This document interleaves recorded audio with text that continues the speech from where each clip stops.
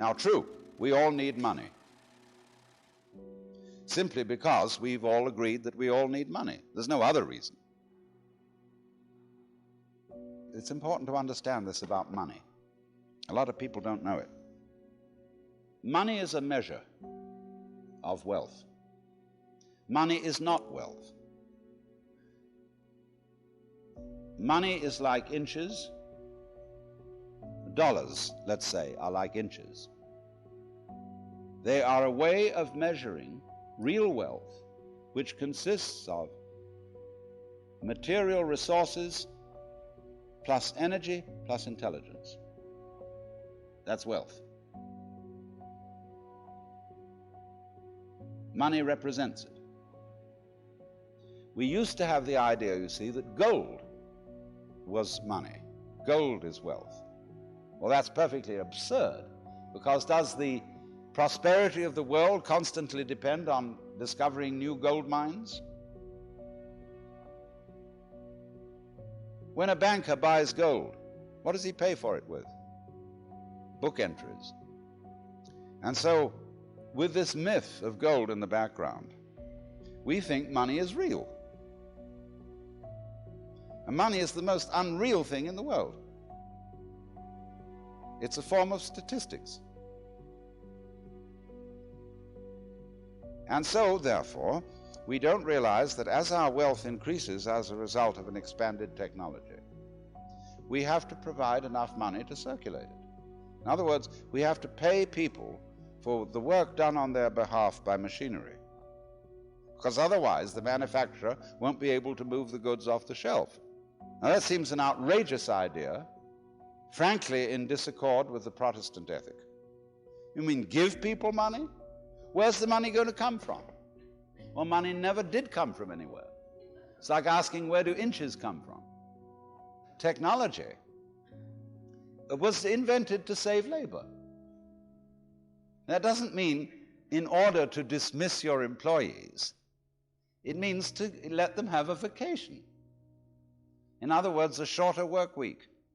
And for you yourself as the owner, less to do, so that you can go and gaze at the moon or make love to your lady friend.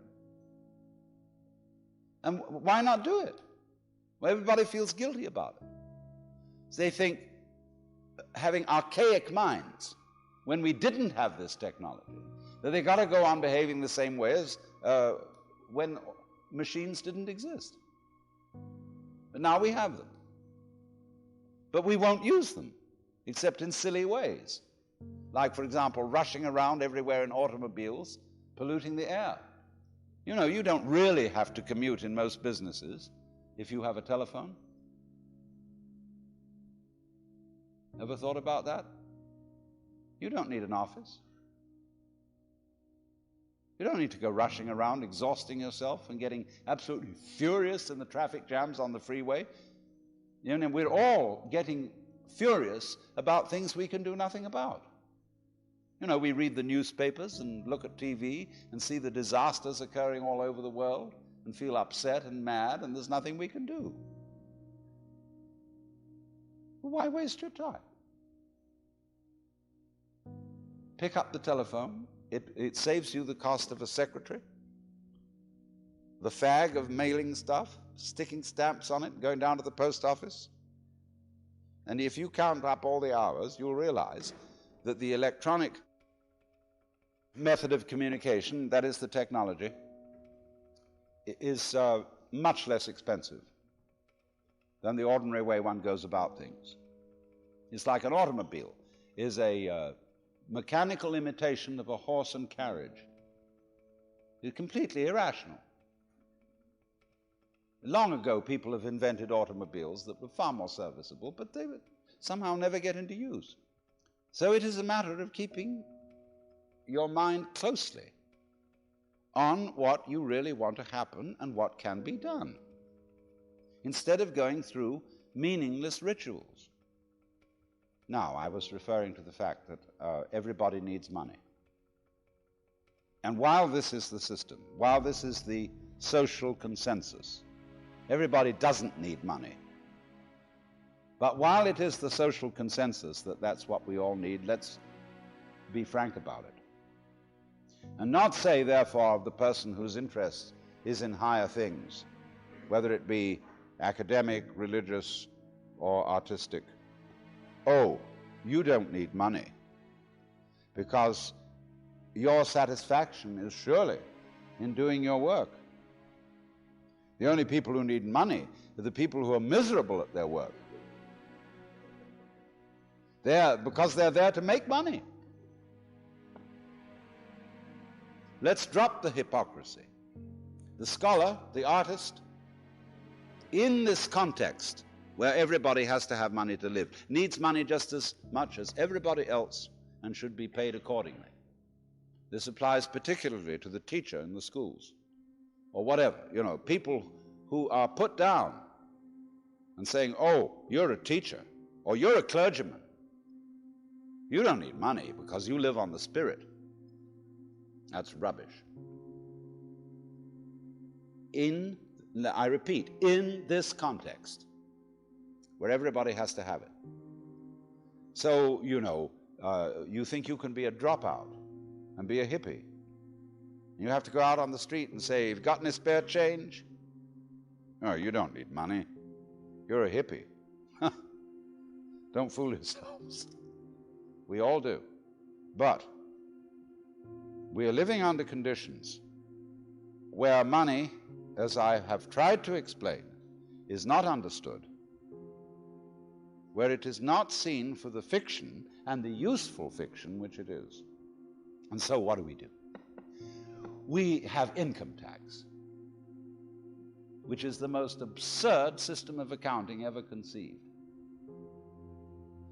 Have you ever figured out what it costs to pay income tax?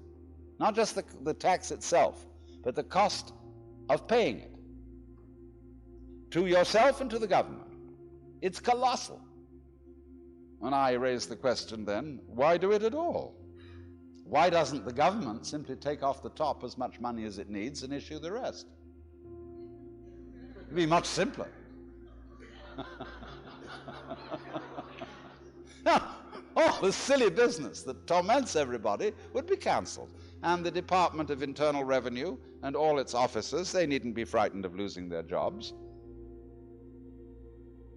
because they could simply be the officials who work it the other direction. In other words, they could be the dispensers of the money to everybody to pay them for the amount of work done by machinery on their behalf. I mean, doesn't that make sense? What we've got against this is not, as it were, an intellectual or mathematical block, but a psychological block. And don't see that that is the inner meaning of technology, to save labor.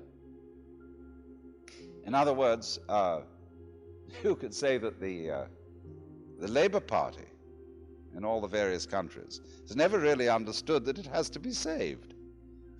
And it works against its own salvation with ridiculous socialistic schemes of making everybody equally poor, which is what invariably happens, instead of making everybody equally rich. But of course, mind you, when we are all equally rich,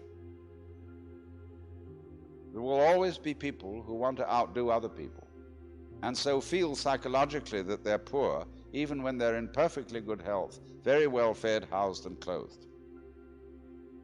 They want to go a little bit beyond, so as to show, I'm more outstanding than you. And there, of course, we get into great metaphysical depths.